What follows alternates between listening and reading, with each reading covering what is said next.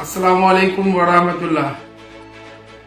आप सबों के बीच एक कब्रिस्तान से संबंधित अहम जानकारी देने के लिए हाजिर हुआ हूँ।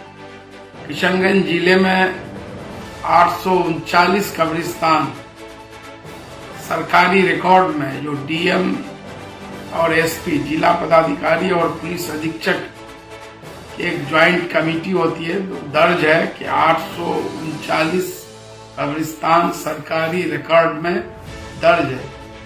इस 839 कब्रिस्तानों में से जो खतियान है उसमें 644 कब्रिस्तानों के खतियान में या तो बिहार सरकार आम या खास दर्ज है, और 195 कब्रिस्तान जो किशनगंज जिले में है जिसके खतियान में कब्रिस्तान दर्ज है।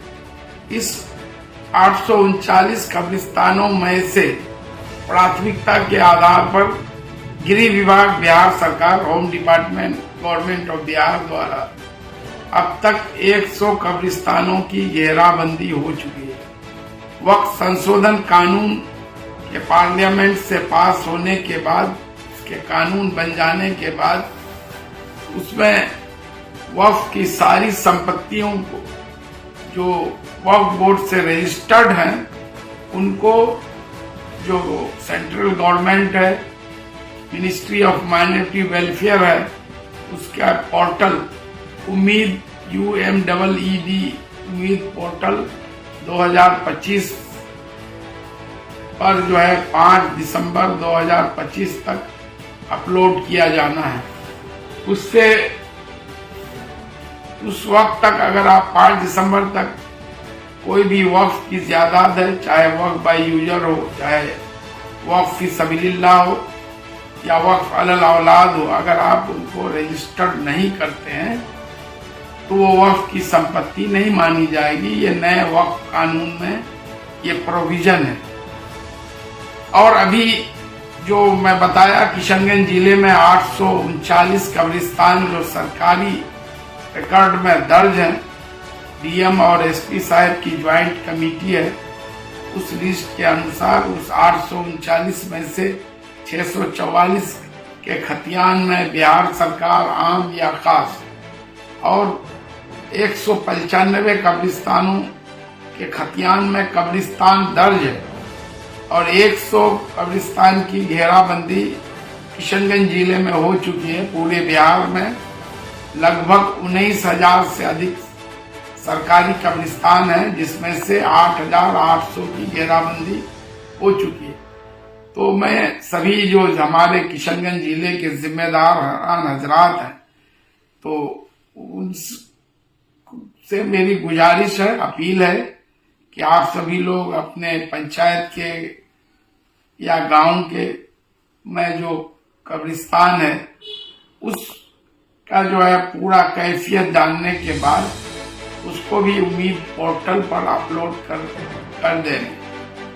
कल ही मेरी जो इस संबंध में, कल भी और आज भी, बिहार राज्य सुन्नी वक्फ बोर्ड के चेयरमैन इरशादुल्लाह साहब से, और जो है अभी जो एक्टिव CEO हैं इब्रार अहमद खान साहब से भी बात हुई है कि ऐसा कर देने से ये होगा कि इन कब्रिस्तानों की जांच जिला पदाधिकारी द्वारा की जाएगी कि जो है ये कितने दिनों से कब्रिस्तान के तौर पर इस्तेमाल किया जा रहा है जमीन नोयत के संबंध में।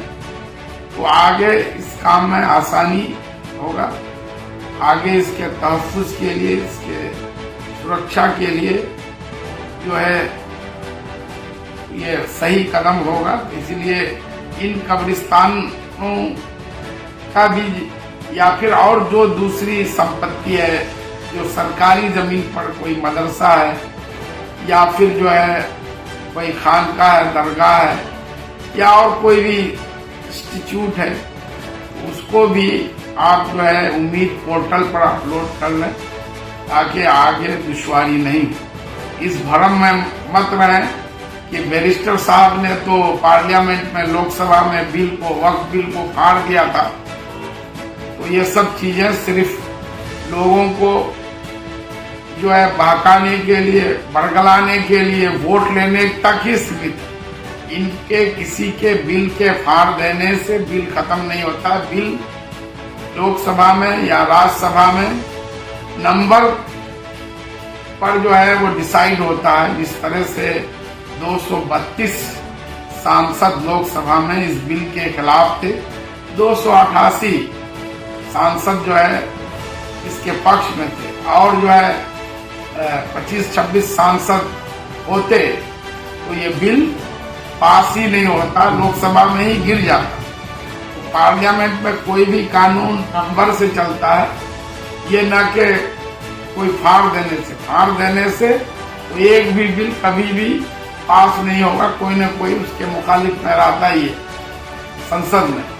तो और जो है एक चीज कि लोग बोलते हैं कि जो है कुछ लोग जो है अंधभक्ति में बोलते हैं कि जो है 3 तलाक पर बोले, सीए, एनआरसी, एनपीआर पर बोले, वक्फ पर बोले, सब पर बोले बैरिस्टर साहब। तो भाई बोले, बिल फाड़ भी दिए, उसका नतीजा क्या? सिफर है।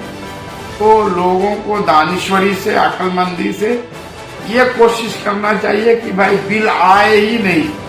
हमें ऐसी सरकारें लाना है कि जो आपके कम्युनिटी के खिलाफ, आपके समाज के खिलाफ कोई बिल पार्लियामेंट से पास ही नहीं करे। तो अभी वक्त का तकाजा ये है।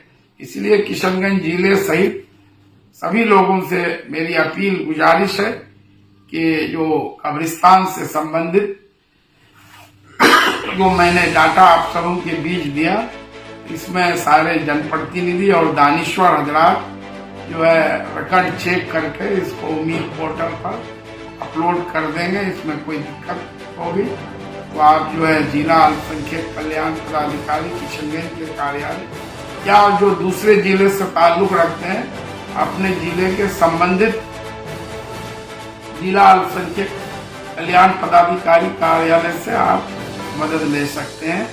बहुत बहुत शुक्रिया।